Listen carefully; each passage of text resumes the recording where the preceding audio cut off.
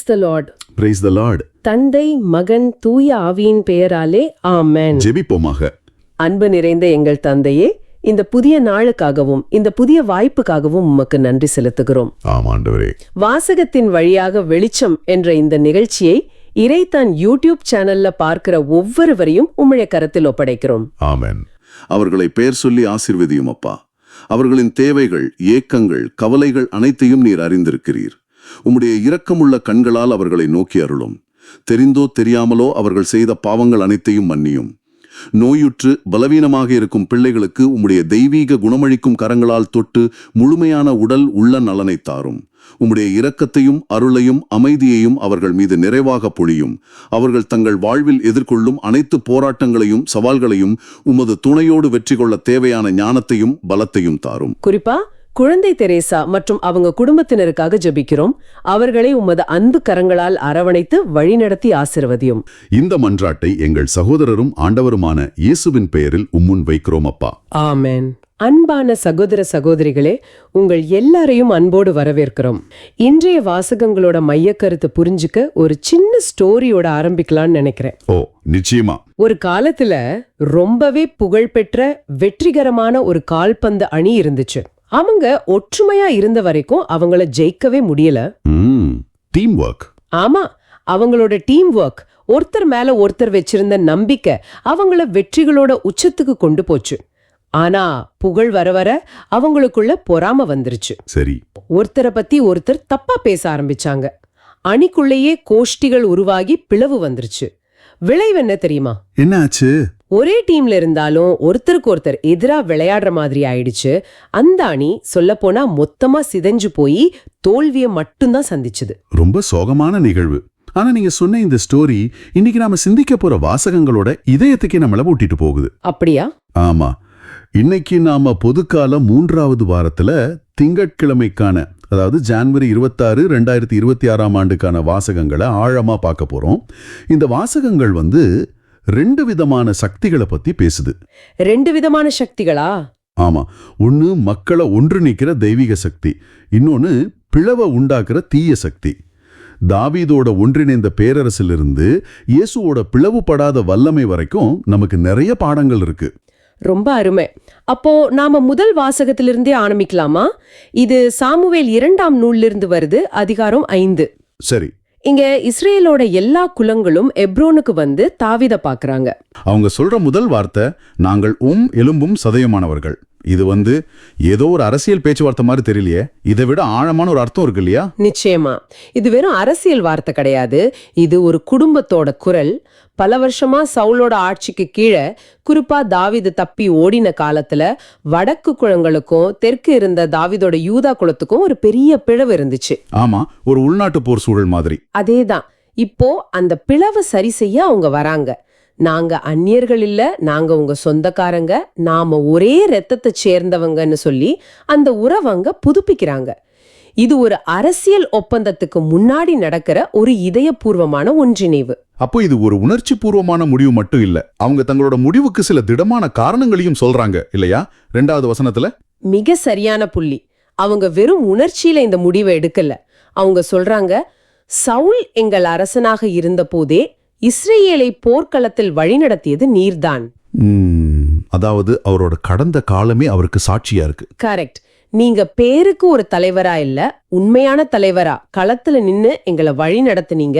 உங்க திறமைய, உங்க வீரத்தை நாங்க கண்ணால பாத்திருக்கோம்னு சொல்றாங்க. இது அனுபவத்துல வர்ற ஒரு அங்கீகாரம். ஆமா, உங்களை எங்களுக்கு நல்லா தெரியும், உங்க தலைமை பண்பை நாங்க முழுசா நம்புறோம்னு சொல்றதுக்கு சமம். அப்போ முதல்ல ரத்த உறவு, 2வது அவரோட நிரூபிக்கப்பட்ட திறமை, 3வது எல்லாத்தையும் விட மேலான ஒரு காரணம் இருக்கு. ஆமா, அதுதான் எல்லாத்துக்கும் முத்திரையா அமையுது. அவங்க சொல்றாங்க, நீயே என் மக்கள் இஸ்ரேலுக்கு ஆயனாக இருப்பாய், நீயே இஸ்ரேலின் தலைவனாய் இருப்பாய் என்று ஆண்டவர் உம்மிடம் கூறியுள்ளார். ஓ, இறை வாக்கையே சுட்டி காட்டுறாங்க. ஆமா, இங்க பாருங்க, மக்களோட விருப்பம், தாவீதோட திறமை, இது 2க்கும் மேல இது கடவுளோட திட்டம்ங்கிறத அவங்க ஏத்துக்கிறாங்க. அந்த இறைவாக்க அவங்க நினைவு கூறுறாங்க. இந்த 3 காரணங்களும், உறவு, அனுபவம், இறை திட்டம் ஒன்னா சேரும்போதுதான் அந்த தலைமை முழுமையானதாகவும் நிலையானதாகவும் மாறுது. இது ரொம்ப சுவாரஸ்யமா இருக்கு. 3வது வசனத்துல இஸ்ரேலின் பெரியோர்கள் தாவீது கூட ஒரு உடன்படிக்கை செய்றாங்க. அதுக்கப்புறம் தான் அவருக்கு திருப்பொழிவு செய்யப்படுது. அந்த வரிசை ரொம்ப முக்கியம்னு தோணுது.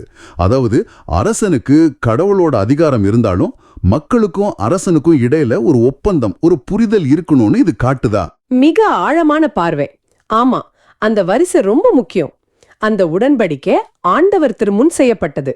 கடவுளே சாட்சியா? அதேதான். அரசன் தன் அதிகாரத்தை தப்பா பயன்படுத்த மாட்டான், மக்களை நீதியோட வழி நடத்துவானோ, மக்கள் அரசனுக்கு கீழ்ப்படிஞ்சு நாட்டுக்கு உண்மையா இருப்பாங்கன்னு கடவுளையே சாட்சியா வச்சு செய்யற ஒரு ஒப்பந்தம். ஒரு வகையில இது ஒரு அரசமைப்பு சட்டம் மாதிரி. சொல்ல போனா அப்படிதான். இந்த உடன்படிக்கைக்கு பிறகு செய்யப்படுற திருப்பொழிவு தாவீத அரசனாக அதிகாரப்பூர்வமா அறிவிக்குது. அந்த எண்ணெய் பூசுறதுங்கிறது இப்ப இவர் மனிதர்களால் மட்டும் தேர்ந்தெடுக்கப்பட்டவர் இல்ல, இவர் கடவுளால் தேர்ந்தெடுக்கப்பட்டு அவருடைய ஆவியால் நிரப்பப்பட்டவர் அப்படிங்கறதோட புனிதமான அடையாளம். ஆக பிளவுபட்டிருந்த தேசம் அதிகாரப்பூர்வமா ஆன்மீக ரீதியா ஒரே தலைவருக்கு கீழே ஒன்னு சேருது. ஆமா, இப்போ தேசம் ஒன்றிணைஞ்சிடுச்சு. ஆனா ஒரு நல்ல தலைவன் அடுத்த கட்டத்தை பத்தி யோசிப்பான். தாவீதும் அதேதான் செய்றார். அடுத்ததா அவர் செய்யற காரியம் தலைநகரத்தை மாத்துறது. அவர் முதல்ல யூதாவுக்கு மட்டும் எப்ரோன்ல 7 வருஷம் ஆட்சி செய்றார். அப்புறம் எல்லா இஸ்ரேலுக்கும் எருசலேம்ல 33 வருஷம் ஆட்சி செய்றார். இந்த தலைநகர மாற்றம் ஏன் அவ்வளவு முக்கியம்? இது தாவீதோட அரசியல் ஞானத்துக்கு ஒரு மிகச்சிறந்த எடுத்துக்காட்டு. நீங்களே யோசிச்சு பாருங்க, எப்ரோனுங்கிறது தாவீதோட சொந்த குலமான யூதாவோட மையப்பகுதி. சரி, அவர் அங்க இருந்தே முழு நாட்டையும் ஆட்சி செஞ்சா மத்த 11 குலங்களும் அவரை எப்படி பாப்பாங்க? யூதாவின் அரசர்னு தான் பாப்பாங்க. ஆமா, அவர் தன் சொந்த ஆளுங்களுக்கு சாதகமா இருக்காருன்னு ஒரு எண்ணம் வரலாம். கரெக்ட். ஒரு தேசத்தை உண்மையாவே ஒன்னு சேர்க்கணும்னா எல்லாருக்கும் பொதுவான ஒரு இடம் தேவை, ஒரு நடுநிலையான இடம். எருசலேம் அதுவரைக்கும் எபூசியர்னு ஒரு இனத்தோட கையில இருந்துச்சு. அது எந்த ஒரு இஸ்ரேல் குலத்துக்கும் சொந்தமானதா இல்ல. ஓ, புவியியல் ரீதியா பார்த்தாலும் அது வடக்கே இருந்த இஸ்ரேல் குலங்களுக்கும் தெற்கே இருந்த யூதா குலத்துக்கும் நடுல ஒரு பாலம் மாதிரி இருந்துச்சு. சரி. அதனால அதை கைப்பற்றி தலைநகர் ஆக்குறது நான் யாருடைய பக்கமும் இல்ல, நான் உங்க எல்லாருக்கும் பொதுவானவன்னு சொல்லாம சொல்ற மாதிரி. அது ஒரு புதிய தொடக்கத்தோட சின்னம். ஆனா அந்த கனவை நனவாக்குறது அவ்வளவு சுலபமா இல்ல போல. எபூசியர்களோட எதிர்வினே ரொம்ப ஏளனமா இருக்கு. ஆமா, பார்வையற்றவரும் முடவரும் கூட உம்மை துரத்தி விடுவார்கள்னு சொல்றாங்க. அவங்களோட இந்த ஓவர் கான்ஃபிடன்ஸ்க்கு என்ன காரணம்? அந்த சியோன் கோட்டை அவ்வளவு பாதுகாப்பானதா? அதுதான் காரணம். அந்த சியோன் கோட்டை ரொம்ப உயரமான மலையோட உச்சியில 3 பக்கமும் ஆழமான பள்ளத்தாக்குகளால சூழப்பட்டிருந்தது. அதை கைப்பற்றுவது கிட்டத்தட்ட அசாத்தியம்னு தான் அது வரைக்கும் நம்புனாங்க. ஓஹோ. அதனாலதான் அவ்வளவு ஆணவமா பேசுறாங்க. எங்க முழு படையெல்லாம் தேவையில்லை, பார்வையற்றவங்களையும் நடக்க முடியாதவங்களையும் காவலுக்கு வச்சா போதும், அவங்களே உன்னை தடுத்துருவாங்கன்னு தாவீதோட படைய ரொம்ப கேவலமா இழிவுபடுத்துறாங்க. அவங்க ராணுவ பலத்தை விட தாவீத ரொம்ப தாழ்வா மதிப்பிட்டுட்டாங்க. ஆமா, அதுதான் அவங்க செஞ்ச தப்பு. ஆனா அந்த ஏளனம் தான் தாவீதோட வெற்றிக்கு இன்னும் பெரிய அர்த்தத்தை கொடுத்துச்சுன்னு சொல்லலாமா? நிச்சயமா. தாவீது அந்த கோட்டைய கைப்பற்றுகிறார். அது வெறும் ராணுவ வெற்றி இல்ல, அது ஒரு அடையாள, ஒரு உளவியல் வெற்றி. உளவியல் வெற்றி, ஆமா. யாராலையும் முடியாதுன்னு ஆணவத்தோடு சொல்லப்பட்ட ஒண்ண அவர் செஞ்சு காட்டுறார். இதன் மூலம் தம் படையினருக்கு ஒரு பெரிய நம்பிக்கையையும் எதிரிகளுக்கு ஒரு தெளிவான செய்தியையும் கொடுக்கிறார். கடவுள் தன்னோட இருக்காருங்கிறத நிரூபிக்கிறார். ஆமா, ஏளனம் பேசினவங்களோட கோட்டை இப்போ தாவீதின் நகரா மாறுது. தோல்வியோட சின்னமா இருந்திருக்க வேண்டிய ஒண்ணு இப்போ இஸ்ரேலோட வெற்றியின் மையமா, அதோட இதயமா மாறுது. இத்தனை நிகழ்வுகளுக்கு பிறகு நாம இந்த வாசகத்தோட மைய புள்ளிக்கு வர்றோம். 10வது வசனம் இதுவரைக்கும் நடந்த எல்லாத்தையும் ஒரே வரியில சுருக்கமா சொல்லுது. ஆமா, தாவீது தொடர்ந்து வளர்ச்சி பெற்றார். படைகளின் கடவுளாகிய ஆண்டவர் அவரோடு இருந்தார். மக்களை ஒன்றிணைச்சது, கோட்டையை கைப்பற்றியது, நாட்டை வலுப்படுத்தினதுன்னு நாம பார்த்த எல்லா வெற்றிக்குமான உண்மையான காரணம் இதுதான் இந்த வாசகம் சொல்ற மாதிரி இருக்குது. இதுதான் அஸ்திவாரம். தாவீதோட வளர்ச்சி அவரோட அரசியல் ஞானத்தால மட்டும் வரல, அவரோட போர் திறமையால மட்டும் வரல. இதெல்லாம் கருவிகள் தான். ஆனா அந்த கருவிகளை இயக்கிய சக்தி படைகளின் கடவுளாகிய ஆண்டவர் அவரோடு இருந்ததுதான். திருவிவிலியம் முழுசும் இந்த வார்த்தை திரும்ப திரும்ப வரும். தொடக்க நூல்ல யோசேப்பு தன் சகோதரர்களால விற்கப்பட்டு அடிமையா சிறைக்கைதியா இருந்தாலும் திருவிவிலியம் சொல்லுது ஆண்டவர் யோசேப்புடன் இருந்தார். அதனால அவர் எகிப்துக்கு ஆளுநரானார். அதே போல விடுதலை பயணத்துல மோய்சன் கிட்ட ஆண்டவர் சொல்றாரு, நான் உன்னோடு இருப்பேன்னு. அந்த வாக்குறுதி தான் அவருக்கு பலமா இருந்துச்சு. இப்போ தாவீது கூட இருக்கிறார். அப்போ ஒருத்தரோட திறமைகளையும் கடவுளோட பிரசன்னத்தையும் நம்ம தனித்தனியா பார்க்க கூடாது. கடவுளோட பிரசன்னம் ஒருத்தரோட திறமைகளை பன்மடங்கு பெருக செய்து அதுக்கு ஒரு திசையை காட்டுதுன்னு எடுத்துக்கலாமா? மிகச்சரியா சொன்னீங்க. கடவுளோட பிரசன்னம்ங்கிறது ஏதோ ஒரு மேஜிக் இல்ல. அது தாவீதோட மூளையாவோ கத்தியாவோ மாறல. ஆனா அது அவருக்கு ஞானத்தை கொடுத்துச்சு. ஆமா, சரியான நேரத்துல சரியான முடிவுகளை எடுக்க வச்சது. அவருக்கு தைரியத்தை கொடுத்துச்சு.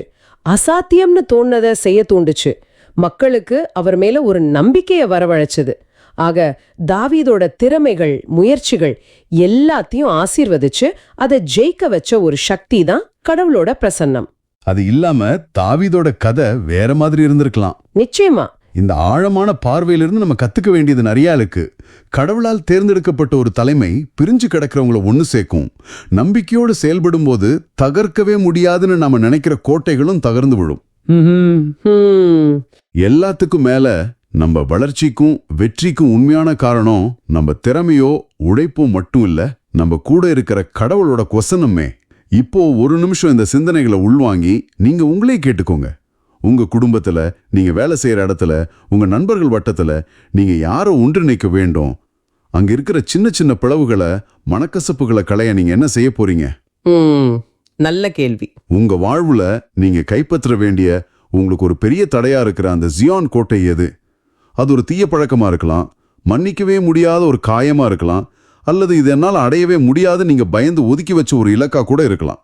எல்லாத்துக்கும் மேல ஆண்டவர் உங்களோடு இருக்கிறாருங்கிற அந்த அசைக்க முடியாத நம்பிக்கையில நீங்க ஒவ்வொரு நாளும் செயல்படுறீங்களா? இத பத்தி நீங்க என்ன நினைக்கிறீங்க? தாவீது அன்னைக்கு ஒண்ணு சேர்த்தது ஒரு நாட்டையும் ஒரு தலைநகரத்தையும். அந்த எருசலேம் பிற்காலத்துல மீட்பு வரலாற்றோட மையமா மாறுச்சு. ஆமா, நம்ம ஆண்டவர் இயேசு அங்கதான் போதிச்சார், பாடுபட்டார், இறந்தார், உயிர்த்தார். திருச்சபை அங்கிருந்து தான் பிறந்தது. ஆமா. இதுல இருந்து நம்ம என்ன கத்துக்கலாம்னா, நாம இன்னைக்கு செய்யற சின்ன சின்ன ஒற்றுமை முயற்சிகள் கூட நாளைக்கு கடவுளோட பெரிய திட்டத்துல ஒரு முக்கியமான பகுதியா மாறலாம். நாம நம்ம குடும்பத்துல கொண்டு வர ஒரு சின்ன சமாதானம் கடவுளோட பார்வையில ஒரு பெரிய வரலாற்று நிகழ்வோட தொடக்கமா இருக்கலாம். அப்போ இந்த வரலாற்று நிகழ்வோட ஆன்மீக பார்வைய பதிலுரை பாடல் நமக்கு கொடுக்குது. திருப்பாடல் 89ஓட பல்லவி, என் வாய்மையும் பேரன்பும் அவனோடு இருக்கும்னு கடவுளே சொல்ற மாதிரி இருக்கு. கரெக்ட். இந்த பாடல் முதல் வாசகத்துக்கு ஒரு விளக்க உரை மாதிரி தான். முதல் வாசகத்துல தாவீதோட வெற்றியை பார்த்தோம். இந்த பாடல் அந்த வெற்றி எங்கிருந்து வந்துச்சுன்னு விளக்குது. பொதுவா நம்மள நம்ம கடவுளுக்கு உண்மையா இருக்கணும் தான் அதிகம் பேசுவோம். ஆனா இங்க கடவுள் நமக்கு எவ்வளவு உண்மையா இருக்காருங்கிறது தான் முன்னிலைப்படுத்தப்படுது. இதுல 2 முக்கியமான வார்த்தைகள் இருக்கு. வாய்மை பிழலாமை, அப்புறம் பேரன்பு. அது கொஞ்சம் விளக்கமா சொல்லுங்களேன். வாய்மை பிழலாமைன்னா சும்மா உண்மை பேசுறது மட்டும்தானா? அதுக்கும் மேல, வாய்மை பிழலாமைனா ஒருபோதும் மாறாத, வாக்கு தவறாத ஒரு முழுமையான நம்பகத்தன்மையை குறிக்குது. கடவுள் ஒரு வார்த்தை சொல்லிட்டா அது நடந்தே தீரும். சரி. அடுத்த வார்த்தை பேரன்பு. இது எப்ரேய மொழியில ஹெசட் அப்படின்ற ரொம்ப ஆழமான ஒரு வார்த்தையால குறிக்கப்படுது. ஹெசட், அது வெறும் அன்பை மட்டும் சொல்ற வார்த்தை இல்லையா? இல்ல, அத அன்புன்னு மட்டும் மொழிபெயர்த்தா அதோட முழு அர்த்தமும் கிடைக்காது. இது ஒரு உடன்படிக்கை சம்பந்தப்பட்ட வார்த்தை. ஓ, உடன்படிக்கையா? ஆமா. அந்த காலத்துல 2 ராஜாக்களுக்குள்ள ஒப்பந்தம் போடும்போது ஒருத்தருக்கு ஒருத்தர் காட்டுற மாறாத விசுவாசம், கடமை, பாதுகாப்பு இதையெல்லாம் குறிக்க இந்த வார்த்தையை பயன்படுத்துவாங்க. கடவுள் இந்த அரசியல் வார்த்தையை எடுத்து தன்னோட உறவுக்கு பயன்படுத்துறது தான் இங்க இருக்கிற ஒரு பெரிய விஷயம். அப்போ இது தகுதி இல்லாத நமக்கு கிடைக்கிற நிபந்தனையற்ற அன்பு மாதிரி. சரியா சொன்னீங்க. நிபந்தனையற்ற அன்பு, இரக்கம், கிருபை, மாறாத உடன்படிக்கையின் அன்புன்னு பல அர்த்தங்கள் இதுக்கு உண்டு. அப்போ கடவுளோட மாறாத உண்மையும் இந்த உடன்படிக்கையின் அடிப்படையிலான அன்பும் அவர் தேர்ந்தெடுத்தவரோடு எப்போதுமே இருக்கும். இது நம்மளோட நடத்தையை சார்ந்தது இல்லையா? மிக சரியான கேள்வி. தாவீதோட வாழ்க்கையை பார்த்தா அவர் நிறைய தவறுகள் செஞ்சாரு. ஆனாலும் கடவுளோட அந்த ஹெசட், அதாவது அந்த பேரன்பு அவரை விட்டு விலகவே இல்லை. இதுதான் கடவுள் நமக்கு கொடுக்கிற எல்லா ஆசீர்வாதங்களுக்கும் அடித்தளமா இருக்குது. நம்மளோட செயல்களை பொறுத்து இந்த அன்பு மாறாது. அது அவரோட இயல்பு. ரொம்ப அருமை. இப்போ வாசகத்தோட முதல் பகுதிக்கு போகலாம். வசனம் 19 சொல்லுது, காலத்தில் பக்தமிக்க அடியாருக்கு நேர் காட்சி அளித்து கூறியது. வீரன் ஒருவனுக்கு வலிமை அளித்தேன், மக்களினின்று தேர்ந்தெடுக்கப்பட்டவனே நான் உயர்த்தினேன். ஆமா, இங்க நம்ம கவனிக்க வேண்டிய ஒரு முக்கியமான நுட்பம் இருக்கு. என்ன அது? கடவுள் ஏற்கனவே வலிமையா தகுதியா இருக்கிற ஒருத்தரை தேர்ந்தெடுக்கல. அதுக்கு பதிலா அவர் தேர்ந்தெடுத்த ஒரு சாதாரண ஆளுக்கு வலிமையை கொடுக்கறாரு. வீரன் ஒருவனுக்கு வலிமை அளித்தேன் அப்படின்னு சொல்றாரு. ஆஹா, அப்போ அந்த வலிமை அவர்கிட்ட இயல்பா இருந்ததில்ல, கடவுளால கொடுக்கப்பட்டது. அதேவான் மக்களின் நின்று தேர்ந்தெடுக்கப்பட்டவன் அப்படிங்கிறது தாவீது அரசரை நேரடியா குறிக்குது இல்லையா? அவர் ஒரு அரச குலத்துல பிறந்தவரே இல்ல. ஆமா, அவர் ஒரு சாதாரண இடையர் குலத்தை சேர்ந்தவர். அதுதான் இங்க இருக்கிற ஆச்சரியம். தன் அப்பாவால கூட மதிக்கப்படாம ஆடுகளை மேய்ச்சிக்கிட்டு இருந்த ஒரு கடைசி பையன் சாமுவேல் இறைவாக்கினர் ஈசாயோட வீட்டுக்கு வந்தப்போ தாவீது கூப்பிட கூட அவங்க மறந்துட்டாங்க. ஆனாலும் கடவுள் அவரை தேர்ந்தெடுத்தாரு. இந்த மாதிரி ஒரு தேர்வு முறை திருவுவிலியம் முதுக்கவே நாம பாக்குறோம். மோசேக்கு திக்குவா இருந்துச்சு, கிதியோன் ஒரு கோழையா இருந்தாரு. ஆனாலும் கடவுள் அவங்கள தேர்ந்தெடுத்தாரு. ரொம்ப சரியான ஒரு பார்வை.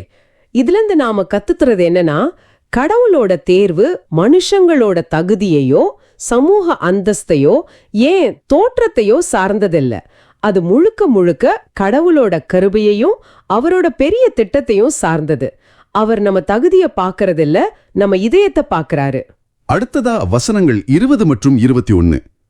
என் ஊழியன் தாவீதை கண்டுபிடித்தேன், என் திருத்தைலத்தால் அவனுக்கு திருப்பொழிவு செய்தேன், என் கை எப்பொருளும் அவனோடு இருக்கும், என் புயம் உண்மையாகவே அவனை வலிமைப்படுத்தும்.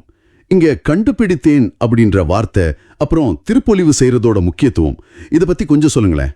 கண்டுபிடித்தேங்கிற வார்த்தை ஏதோ தற்செயலா பார்த்தேங்கிற அர்த்தத்துல வரல. கடவுள் ஒரு கூட்டத்திலிருந்து தனக்கான ஒருத்தரை தேடி கண்டுபிடிக்கிறாரு. அப்போ திருத்தைலத்தால் திருப்பொழிவு செய்வதுங்கிறது வெறும் ஒரு சடங்கு மட்டும்தானா? இல்லவே இல்ல. அது வெறும் சடங்கு இல்ல. அந்த காலத்துல எண்ணெய் பூசுறது ஒருத்தரை ஒரு குறிப்பிட்ட பணிக்கு, குறிப்பா அரச பணிக்கு அதிகாரப்பூர்வமா நியமிக்கிறது குறிச்சது. சரி சரி.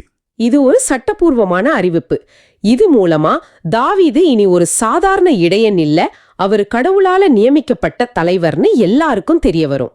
இறையியல் ரீதியா பார்த்தா இது கடவுளோட ஆவியையும் அதிகாரத்தையும் ஆற்றலையும் அந்த நபருக்கு கொடுக்கிற ஒரு புனிதமான நிகழ்வு. அந்த நொடியிலிருந்து அவர் கடவுளோட பணிக்காக பிரித்தெடுக்கப்படுறார். ஆமா, அதை உறுதிப்படுத்துற மாதிரி தான் அடுத்த வரியும் இருக்கு. என் கை எப்பொருளும் அவனோடு இருக்கும், என் புயம் உண்மையாகவே அவனை வலிமைப்படுத்தும். திருப்பொழிவு செஞ்சதோட கடவுள் தம் வேலையை முடிக்கல. மிகச்சரி, இதுதான் ரொம்ப முக்கியம். திருப்பொழிவு ஒரு உறவோட ஆரம்பம். ஆமா, நான் உன்னோட இருப்பேன்னு கடவுள் உறுதி கொடுக்கறாரு. என் கை அவனோடு இருக்கும்னா கடவுளோட வழி நடத்துதலும் பாதுகாப்பும். என் புயம் அவனை வலிமைப்படுத்தும்னா அவன் சந்திக்க போற கோலியாத் மாதிரி எல்லா சவால்கள்லயும் அவனோட சொந்த பலத்துல இல்ல, கடவுள் கொடுக்கிற பலத்துல தான் ஜெயிப்பான். அப்போ தேர்ந்தெடுக்கப்பட்டவரோட பலம் அவரோடது இல்ல, அது கடவுள்கிட்ட இருந்து வருது. அதேதான், கடவுளோட பிரசன்னம் எப்போதும் அவருக்கு பாதுகாப்பாவும் பலமாவும் இருக்கும். ஆர்மை. இறுதியா வசனங்கள் 24 மற்றும் 25. இது பல்லவியோட வார்த்தைகளை மறுபடியும் உறுதி செஞ்சு அந்த வாக்குறுதியோட பலன்களை விவரிக்குது. என் வாய்மை பிறளாமையும் பேரண்டும் அவனோடு இருக்கும், என் பெயரால் அவனது வலிமை உயர்த்தப்படும், அவன் கையை நான் கடல் வரைக்கும் அவன் வலக்கையை ஆறுகள் வரைக்கும் எட்டச் செய்வேன். இந்த வாக்குறுதியோட பலன்கள் எவ்வளோ பிரம்மாண்டமா இருக்கு. ஆமா, கடவுளோட பிரசன்னம் ஒருத்தரோட இருக்கும்போது அதோட விளைவுகள் கண்டிப்பா பிரம்மாண்டமா தான் இருக்கும். பகுதி என் பெயரால் அவனது வலிமை உயர்த்தப்படும்னு சொல்லுது. இதுக்கு என்ன அர்த்தம்னா, தாவீதுக்கு கிடைக்கிற வெற்றி, புகழ், அதிகாரம் எல்லாம் அவரோட சொந்த பேரால திறமையால கிடைச்சதுன்னு மக்கள் சொல்ல மாட்டாங்க. அது கடவுளோட பேரால, கடவுளோட செயலால கிடைச்சதுன்னு தெரிஞ்சுக்குவாங்க. இது நம்ம வாழ்க்கைக்கும் பொருந்தும் இல்லையா? எல்லா புகழும் கடவுளுக்கே. கண்டிப்பா. அவன் கையை நான் கடல் வரைக்கும் அவன் வலக்கையை ஆறுகள் வரைக்கும் எட்டச் செய்வேன். இது ஒரு கவிதை மாதிரி இருக்கு. இதோட உண்மையான அர்த்தம் என்ன? இது அந்த காலத்தோட புவியியலை அடிப்படையா வச்ச ஒரு சக்தி வாய்ந்த உருவகம். அந்த காலத்துல மேற்குல மத்தியதரை கடல் ஒரு எல்லையாவும், கிழக்குல யூப்ரடிஸ் மாதிரி பெரிய ஆறுகள் இன்னொரு எல்லையாவும் இருந்துச்சு. ஓ சரி சரி. அதாவது அந்த காலத்துல தெரிஞ்ச உலகத்தோட எல்லைகளை இது குறிக்குது. கடவுள் தாவீதுக்கு கொடுக்க போற ஆட்சியும் அதிகாரமும் ரொம்ப விரிவானதா, எல்லைகள் இல்லாததா இருக்கணும் இது காட்டுது. ஒரு சின்ன இடையனுக்கு கடவுள் எவ்வளோ பெரிய ராஜ்யத்தை வாக்குறுதியா கொடுக்கறாங்க பாருங்க, நம்பவே முடியல. ஆமா, இதுதான் கடவுளோட செயல்பாடு. அவர் ஒரு சின்ன தகுதியற்ற தொடக்கத்தை எடுத்து அதை தன்னோட மகிமைக்காக ரொம்ப பெருசா மாத்துறாரு. இந்த முழு பகுதியும் கடவுள் ஒருத்தரை தேர்ந்தெடுத்தா அவர் எப்படி வலிமைப்படுத்தி உயர்த்தி அவரோட இருந்து வழி நடத்தி அவரோட எல்லைகளை விரிவுபடுத்துவாருங்கிறத ரொம்ப தெளிவா காட்டுது. இந்த வாசகம் அரசர் தாவீதுக்கு சொல்லப்பட்டதுங்கிறது சரி. ஆனா இன்னைக்கு இந்த ஆழமான பார்வையை பார்க்கிற உங்களுக்கு இது எப்படி பொருந்தும்? நமக்கான செய்தி என்ன? மிக முக்கியமான கேள்வி. கிறிஸ்தவ இறையியல்ல திருமுழுக்குங்கிறது ஒரு விதமான திருப்பொழிவு மாதிரி பார்க்கப்படுது. ஆமாம். அது வழியா நாம ஒவ்வொருத்தருமே கடவுளால் தேர்ந்தெடுக்கப்பட்டு தூய ஆவியால் முத்திரையிடப்பட்டிருக்கிறோம். நாம ஒவ்வொருத்தரும் கடவுளோட பிள்ளைகள், அரச குருக்களின் குலம். ஓ, தாவீதுக்கு கொடுக்கப்பட்ட அதே வாக்குறுதி புதிய உடன்படிக்கையில இயேசு கிறிஸ்து வழியா நமக்கும் கொடுக்கப்பட்டிருக்கு. என் வாய்மை பிறழாமையும் பேரன்பும் உன்னோடு இருக்கும்னு கடவுள் இன்னைக்கு நம்ம ஒவ்வொருத்தர்கிட்டையும் சொல்றாரு. நம்ம அன்றாட வாழ்க்கையில நம்ம சந்திக்கிற சவாலுகளை பார்த்து, நோய்களை பார்த்து, கடன் பிரச்சனைகளை பார்த்து, நான் ஒரு சாதாரண ஆள், என்னால இதை செய்ய முடியாது, இதை தாங்கிக்க என்கிட்ட வலிமை இல்லைன்னு நாம நினைக்கலாம். ஆமா, நாம வெறுமையா உணர்ற நேரங்கள் உண்டு. ஆனா கடவுள் என்ன சொல்றாரு? என் புயம் உன்னை வலிமைப்படுத்தும். அப்போ நாம என்ன செய்யணும்? நாம செய்ய வேண்டியதெல்லாம் ஒன்னே ஒண்ணுதான். நாம கடவுளால தேர்ந்தெடுக்கப்பட்டவங்க, திருப்பொழிவு செய்யப்பட்டவங்கிற உண்மையில அசைக்க முடியாத நம்பிக்கை வைக்கணும். நம்ம சொந்த பலத்தையோ ஞானத்தையோ சார்ந்து வாழாம, ஆமா, அவருடைய பிரசன்னத்துல வாழணும். நாம உண்மையா வாய்மையா அது நம்ம இயலாமைய கடவுள்கிட்ட காட்டும்போது அவர் நம்ம நிரப்புறாரு.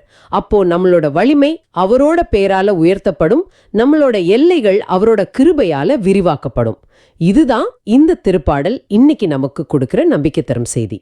தாவீதோட ஆட்சி கடவுளோட வாய்மை பேரன்புங்கிற 2 தூண்கள் மேல கட்டப்பட்டிருக்கு. இந்த அடித்தளம் இல்லாத எந்த அதிகாரமோ நாம நற்செய்தியில பார்க்க போற மாதிரி பிளவுபட்டு சிதறிடும். ஆமா, இப்போ நம்ம மார்க்கு நற்செய்திக்கு வர்றோம். அதிகாரம் 3 முதல் வாசகத்துல ஒன்றிணைப்பா பார்த்தோம். இங்க அதுக்கு நேர்மாறா பிளவோட உச்சத்தையே பார்க்கிறோம். அதிகாரம் 3 வசனங்கள் 22 30 வரைக்கும். இந்த வாசகத்துல இயேசுவோட நற்செயல்களை பார்த்துட்டு மறைநூல் அறிஞர்கள் அவர் மேல சுமத்துற ஒரு குற்றச்சாட்டு, அதுக்கு இயேசு கொடுக்கிற ரொம்ப ஆழமான ஒரு பதில், இத பத்தி தான் நாம சிந்திக்க போறோம். சரி, அப்போ அந்த வாசகத்தோட தொடக்கத்துல இருந்தே ஆரம்பிக்கலாம். எருசலேம்ல இருந்து வந்திருந்த மறைநூல் அறிஞர்கள் இயேசுவை பத்தி பேசுறாங்க. ஆமா, அவங்க அங்க இருக்காங்க. அவங்க இயேசு பேய்களை ஓட்டுறத நேரடியா பாக்குறாங்க. ஆனா அவங்க அதை ஒரு கடவுளோட செயலா பார்க்கல. இல்ல, அவங்க பார்வை வேற மாதிரி இருக்கு. அவங்க என்ன சொல்றாங்கன்னா, இவனை பெயல்செபூல் பிடித்திருக்கிறதுன்னோ, அப்புறம் பேய்களின் தலைவனை கொண்டே இவன் பேய்களை ஓட்டுகிறான்னு ஒரு பெரிய குற்றச்சாட்டை வைக்கிறாங்க. இங்க அவங்க பயன்படுத்துற பெயல்செபூல்ங்கிற பேருக்கே ஒரு பின்னணி இருக்கு இல்லையா? ஆமா, இது ரொம்ப ஆழமான ஒரு அவதூறு. பழைய ஏற்பாட்டு காலத்துல கானானியர்கள் வழிபட்ட ஒரு தெய்வத்தோட பேரு பாகால் செபுல், அதாவது உன்னத இளவரசன். சரி, யூத மறைநூல் அறிஞர்கள் அந்த பேரை வேணும்னே கேலி பண்ணி பெயல்செபூல்னு மாத்திருக்கலாம். அதுக்கு அர்த்தம் ஈக்களின் தலைவன். இது சாத்தானை குறிக்கிற ஒரு கேவலமான பேரு. அப்போ அவங்க இயேசுவை ஒரு சாதாரண பாவின்னு சொல்லல, சாத்தானோட தலைமை ஏஜென்ட்னு சொல்றாங்க. கரெக்ட். அதாவது இயேசு செய்யற ஒரு நல்ல செயலை, ஒரு விடுதலை கொடுக்கிற செயலை தீமையோட உச்சகட்டமான சாத்தானோட செயல்னு அவங்க சொல்றாங்க. இது ரொம்ப கடுமையான குற்றச்சாட்டு. ஆமா, இதுக்கு இயேசு எப்படி பதில் சொல்றாருங்கிறது தான் ரொம்ப முக்கியம்.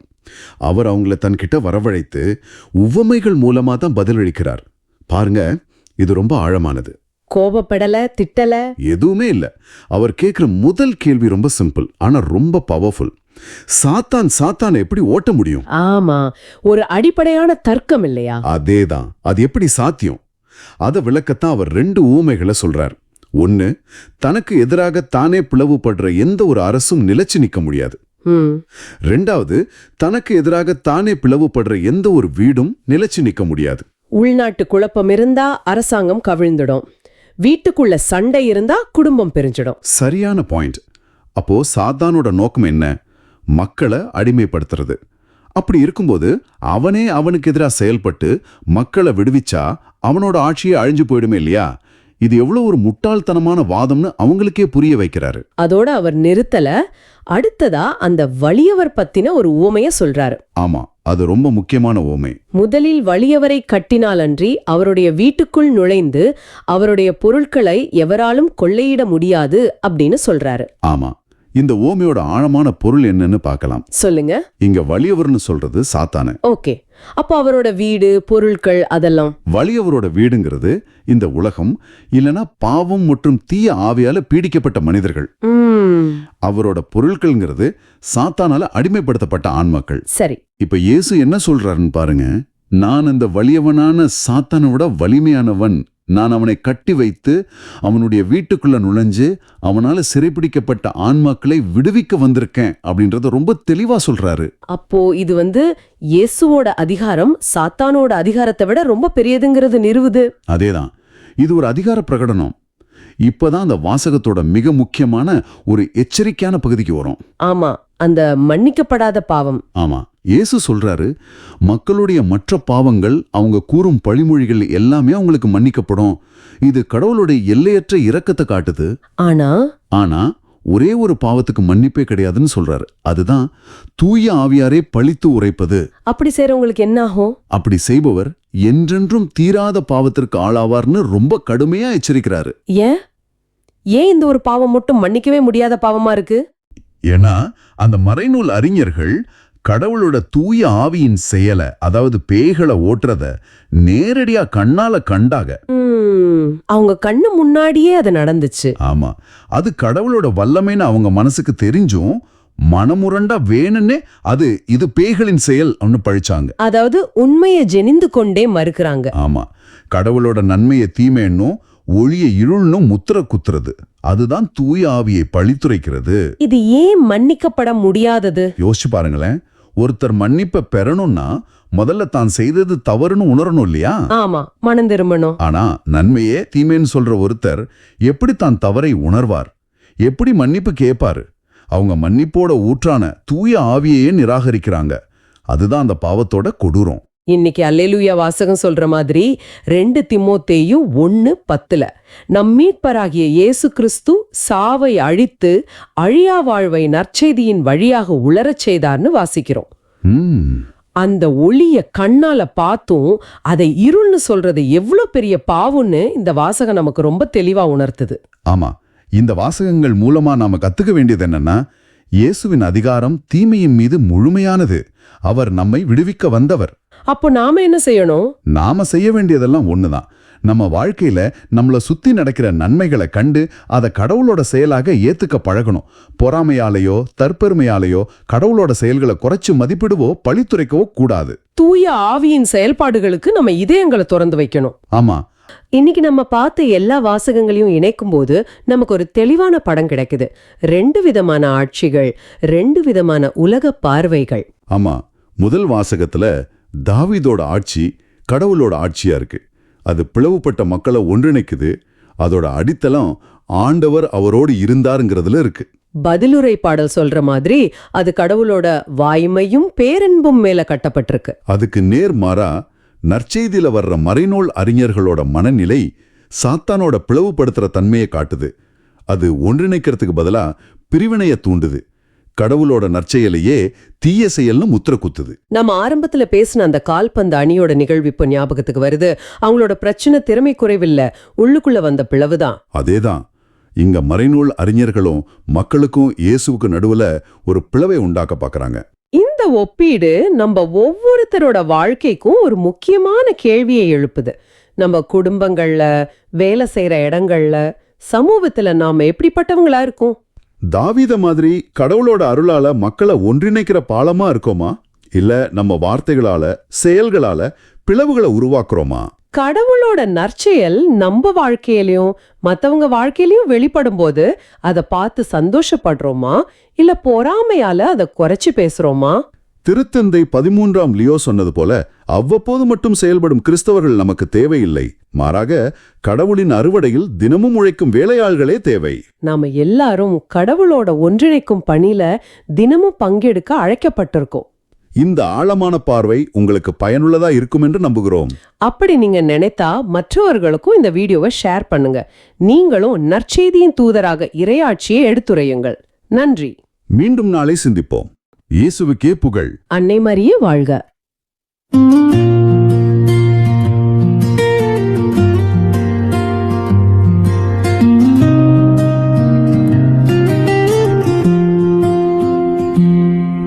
என் வாக்கு பிறழாமையும் பேரன்பும் அவனோடு இருக்கும்.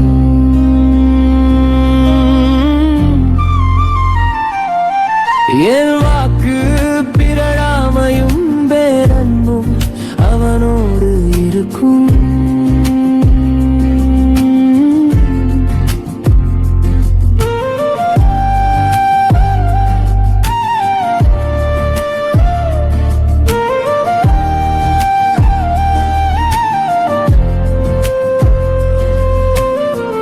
முற்காலத்திலும் பற்று மிகு அடியார்க்கு நீர் காட்சி தந்து கூறியது.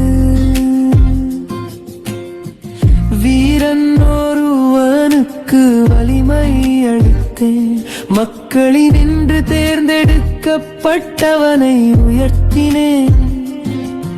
என் வாக்குக்கு பிறழாமையும் பேரன்பும் அவனோடு இருக்கும்.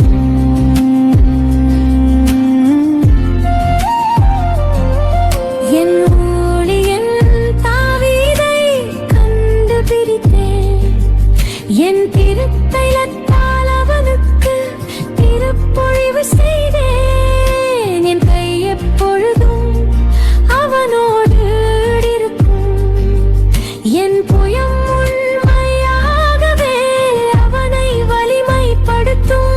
என் வாக்கு பிறழாமையும் பேரன்பும் அவனோடு இருக்கும்.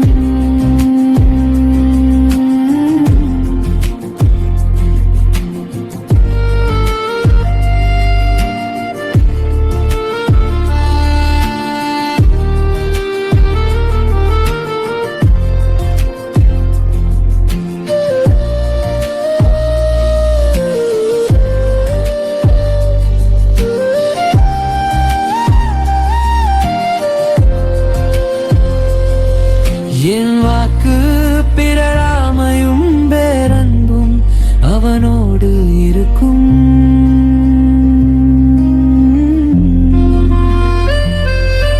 என் பெயரால் அவனது வலிமை உயர்த்தப்படும்.